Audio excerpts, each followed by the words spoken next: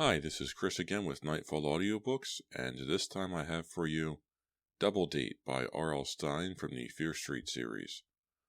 This is a lot of fun. I really enjoy this novel. I last read this between 1996 and 1997. I went on a road trip, and I brought this with me, and there's not a whole lot to do in a car when you're driving for several hours, and I was a lot younger then, and I was able to comfortably read in a car. I can't do that now. Everything kind of moves around and jumps up and down. I get a little motion sick. Anyway, I took this with me, and I left it over my aunt's house. The following year, we went on another road trip, and I got it back from her, and she hands it to me, and she goes, "I think you're missing this." I said, "Yeah, I've been looking for that." She says, "I've read it, and man, this is an interesting novel." I said, "Yeah, it's a lot of fun. It's Fear Street." And I talked to her a little bit about R.L. Stine and Fear Street and stuff. So that was fun.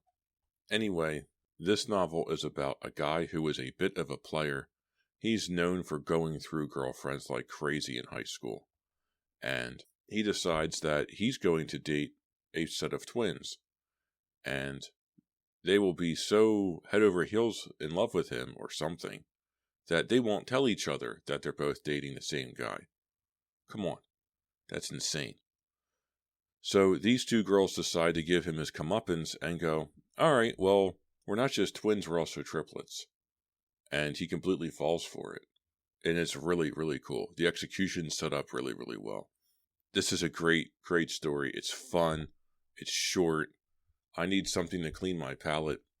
I have just finished doing Mickey Zucker Reichardt's Godslayer. It's the first book in the Bifrost Guardian series. And that was difficult to do. It took me a very long time to record that. I have edited out over 3 hours of material, and I'm not done editing that book yet. But I want something different to focus on today. I have the time, so I will be doing this instead. So let's begin. What should I do next?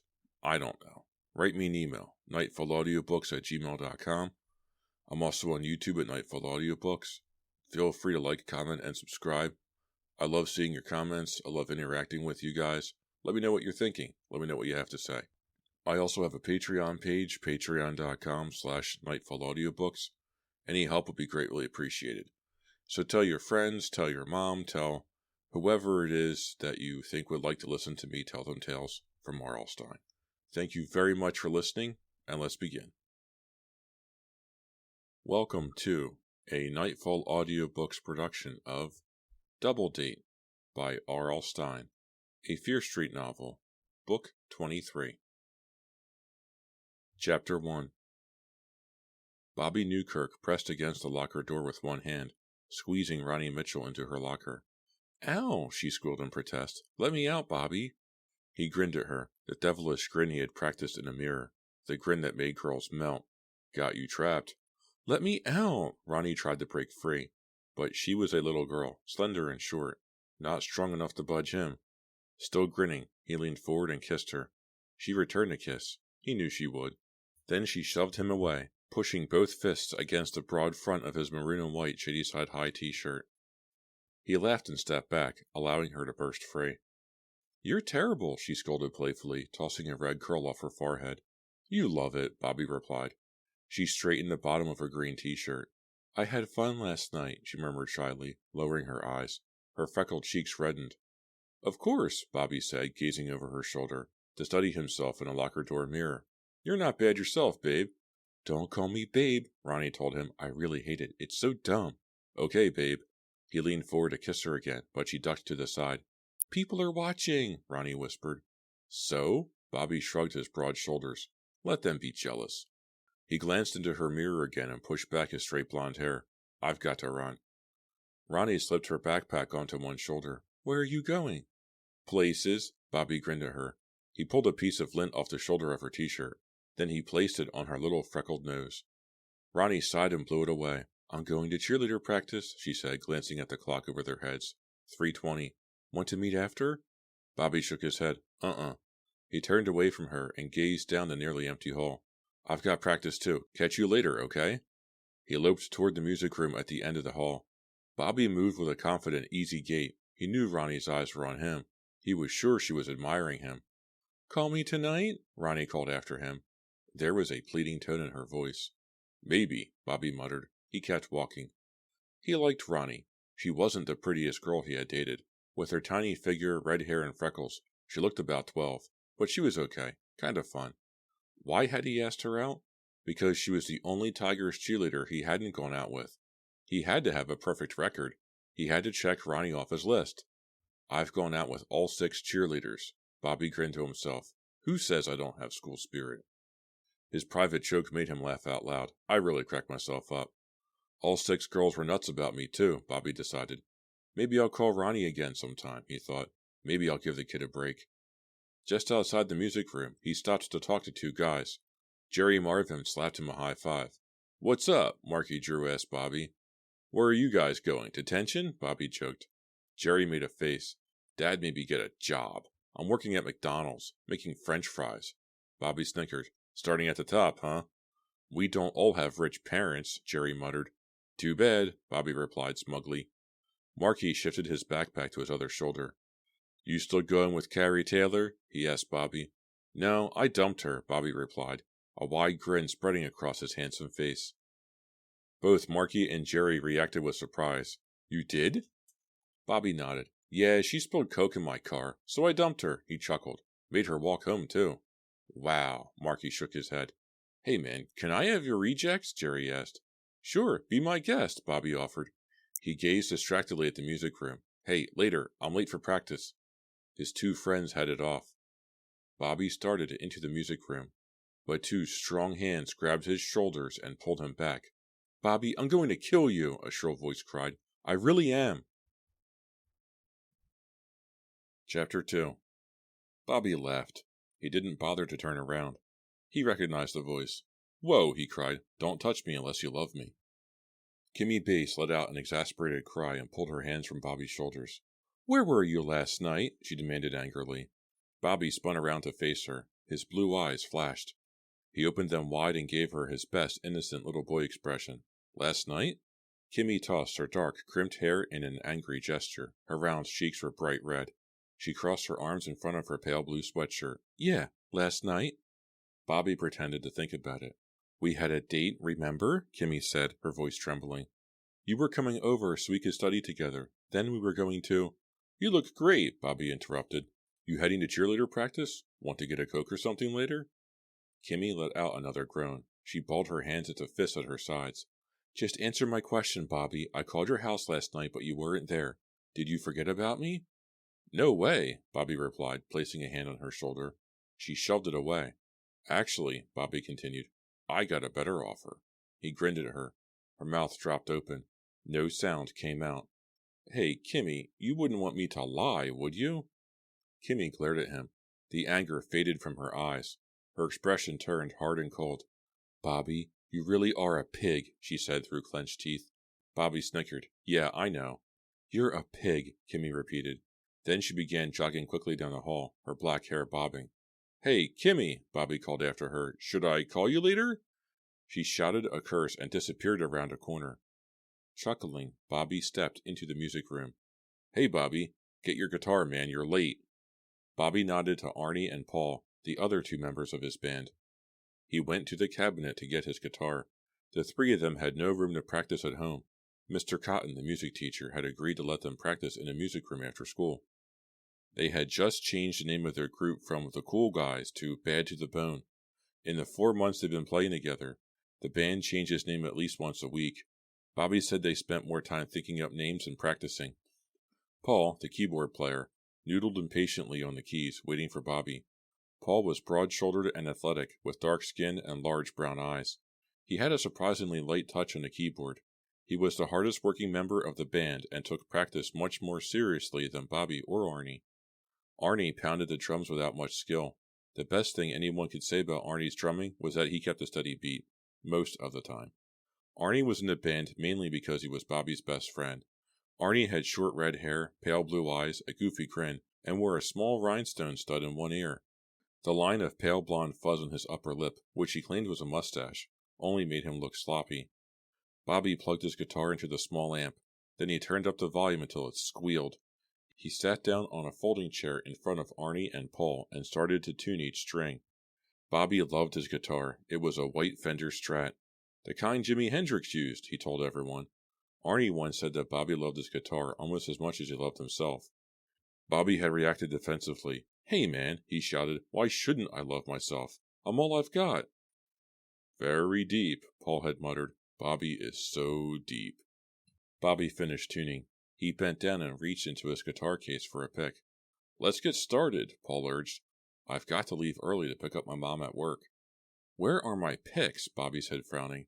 "I always leave them in the case, but maybe you were picking your nose with them again," Arnie suggested.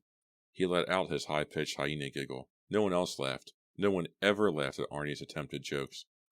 "Arnie, you're about as funny as the dry heaves," Bobby muttered, still searching for a pick. Paul groaned. "Did you forget we're playing at an actual club Friday night?" he demanded. "Where were you last night?" Arnie asked Bobby, ignoring Paul's question. "Did you go out with Kimmy?" Bobby turned back to grin at him. "No, Ronnie." Arnie's pale blue eyes went wide. "I thought you had a study date with Kimmy." "I did," Bobby replied, "but Ronnie called, and what can I tell you?" He shrugged. "I can't be in two places at once." Arnie laughed. "You're bad. You're really bad." "Kimmy will get over it," Bobby said. He found a pick and ran it through the strings a few times. "I'm surprised you didn't go out with both of them at once," Paul said dryly. Bobby started to reply, but a movement at the door made him stop. "Hey!" he called out as two girls hesitantly entered the room. He recognized the Wade twins at once. Everyone at Shadyside High knew Bree and Samantha Wade. The twins had moved to Shadyside the year before. They had quickly assumed a reputation as the most beautiful girls in the school. Identical, they both had creamy smooth skin and straight black hair. Perfect hair that shone like in shampoo commercials. They had round green eyes, high cheekbones, and warm natural smiles. Bree was shy. She seldom spoke in class. Samantha was more outgoing and lively. The girls had friends, but no close friends. They went out on dates, but neither of them had steady boyfriends. Strumming the guitar softly, Bobby stared at them as they entered. Bree lingered by the door. Samantha stepped into the center of the room. They were dressed in faded jeans and striped shirts. They are cool, Bobby thought. Earlier in the year, he had thought about asking one of them out, but he just hadn't gotten around to it. "Is Mr. Cotton here? We're looking for him," Samantha said, her eyes on Bobby. "No Cotton here," Arnie told them, "but I have some Q-tips in my locker." No one laughed. "We haven't seen him," Paul told them. "He usually clears out when we start to play," Bobby smiled. Samantha smiled back. Bree had her hands jammed into her jeans pockets. "Maybe he's in the teacher's lounge," she suggested to her sister. The twins started to leave. "Hey, stay and listen," Bobby called to them. "We've got to find him," Samantha replied. Bobby studied them as they made their way back to the hall. "Wow, what great bods," he thought. "What do you want to play first?" Paul asked. He was tapping all his fingers on the edge of the keyboard. "I want to play them," Arnie declared, meaning the twins. "They are hot," Bobby agreed. "Did you see the way one of them was checking me out?" "That's because your fly is unzipped," Arnie joked. "I can't tell them apart," Paul offered. "Which one was Bree and which one was Samantha?" "What difference does it make?" Bobby demanded. "They're both totally hot." He was silent for a moment. Talk about dating two girls at once. What would it be like to go out with twins? Wow. Paul shook his head. "Bobby, even you wouldn't do that." "Sure he would," Arnie said enthusiastically. "Sure I would," Bobby murmured thoughtfully. "I go out with one on Friday and the other one on Saturday, and make them swear not to tell the other." "No way," Paul insisted. "Why shouldn't I give each of them a break?" Bobby demanded, warming to the idea. "I mean, why not spread it around? Those two girls have been deprived for too long." "At least he isn't conceited," Paul muttered dryly. Bobby spun around to face his two friends. "You don't think I could do it?" "I think they tell each other," Paul replied, "and then they tell you to get lost." "Want to bet?" Bobby demanded heatedly. Arnie twirled a drumstick in his fingers. He studied Bobby's serious expression. "You really think you could date both Wade twins in one weekend?" "No problem, guys," Bobby boasted. "No problem at all." Chapter 3. "I'm late. I've got to run," Paul said. He slid his keyboard into the cabinet. "My mom is going to be waiting in the street." "Good practice," Bobby commented, his eyes on the heavy gray clouds outside the music room window. "Maybe you guys won't embarrass me Friday night." "The two Tommy songs need work," Paul said, hurrying to the door. We weren't together, and the tempo was way too slow. Yeah, Bobby agreed. He played a fast riff from one of the Tommy songs. I've been listening to the CD. That's the right tempo, same as The Who. Who's on first? Arnie chimed in. What's on second? Was Bobby's reply. I'm out of here, Paul said. Bobby unplugged the white Fender Strat from the amp. He grinned at Arnie. Think the Wade twins are still around? You're really going to do it? Arnie asked.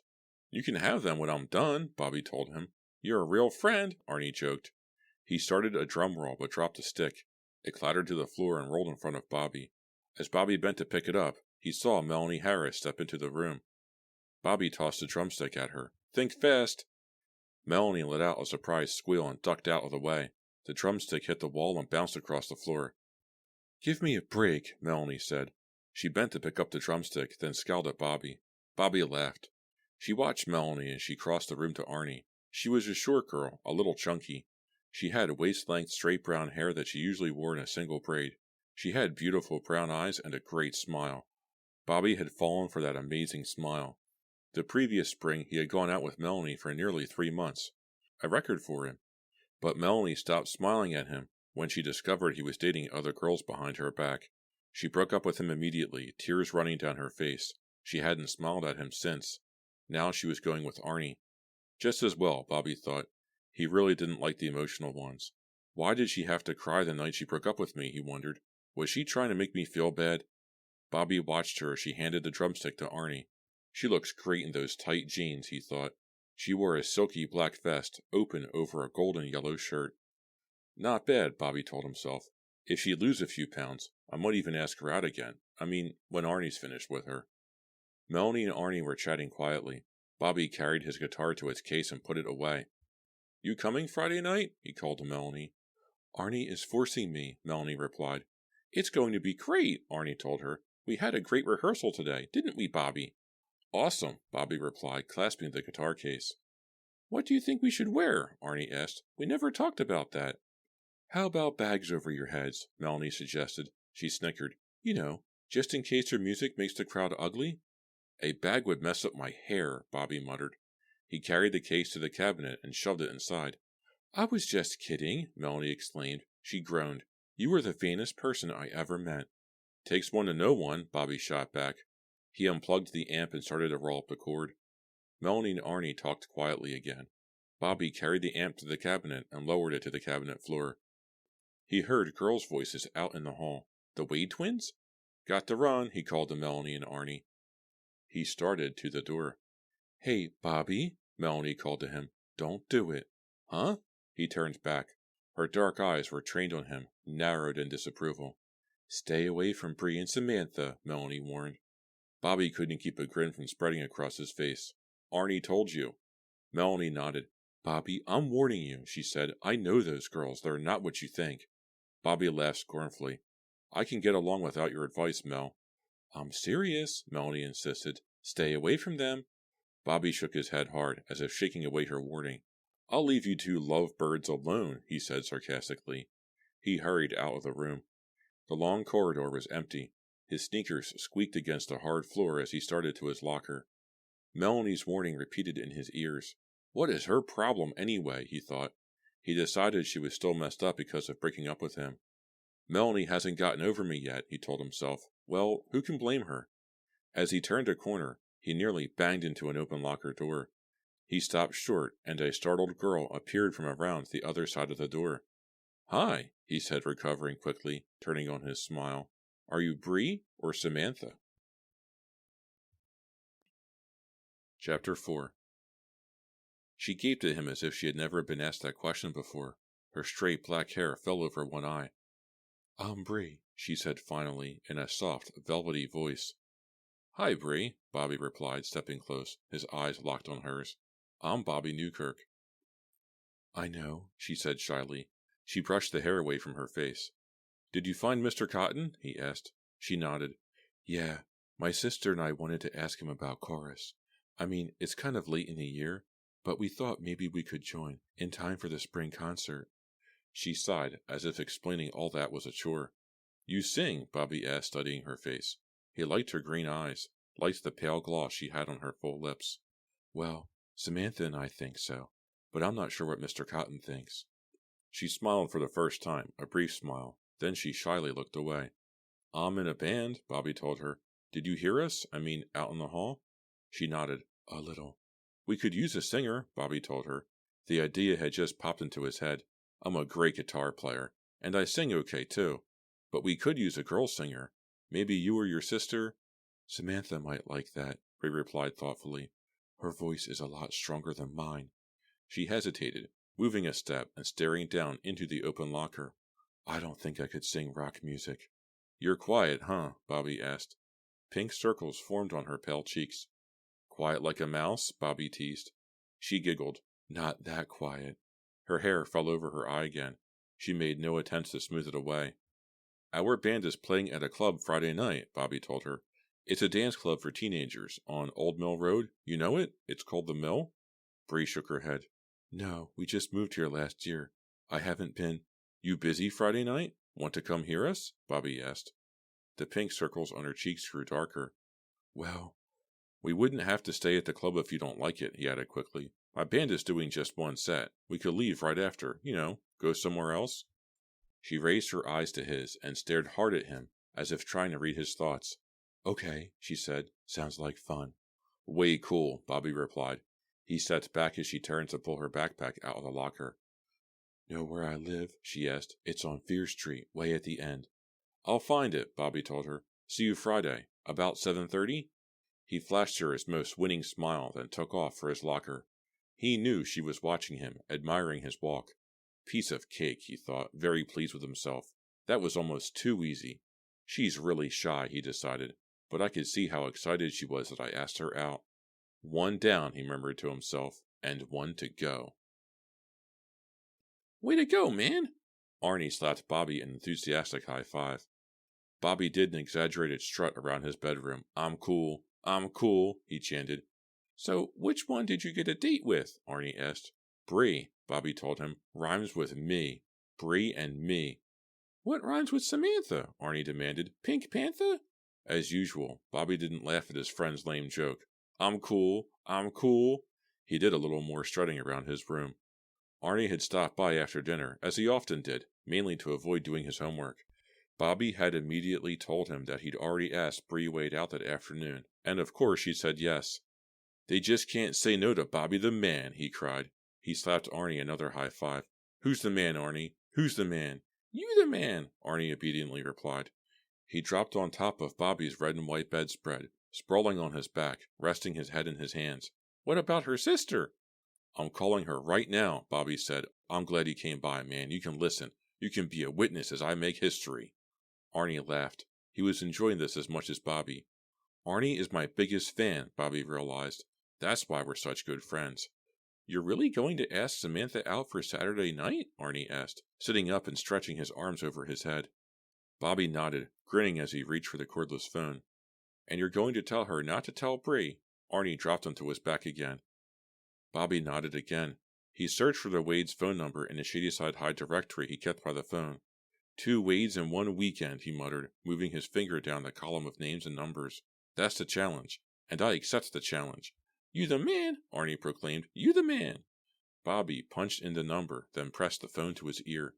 "What if Bree answers?" Arnie demanded. "What if Bree answers, and you think it's Samantha?" "Hey, I can tell them apart," Bobby declared. He raised a finger to his lips, signaling Arnie to be silent. The phone rang twice, then a girl's voice on the other end said hello. Bobby cleared his throat. "Hello, Samantha?" Chapter 5. "Yes, this is Samantha. Who's this?" "Hi, Samantha. It's Bobby Newkirk." "Oh, hi." She sounded very surprised. "Bree and I were just talking about you." Bobby's smile faded. "Oh, is she there, in the room with you?" "No, Bree is downstairs. Want me to go get her?" "No," Bobby replied quickly. "I wanted to talk to you, actually." "Me?" Her voice wasn't soft and velvety like Bree's. Samantha spoke loudly, Bobby knew. "Bree said you might be interested in singing with our band," Bobby said, smiling over at Arnie.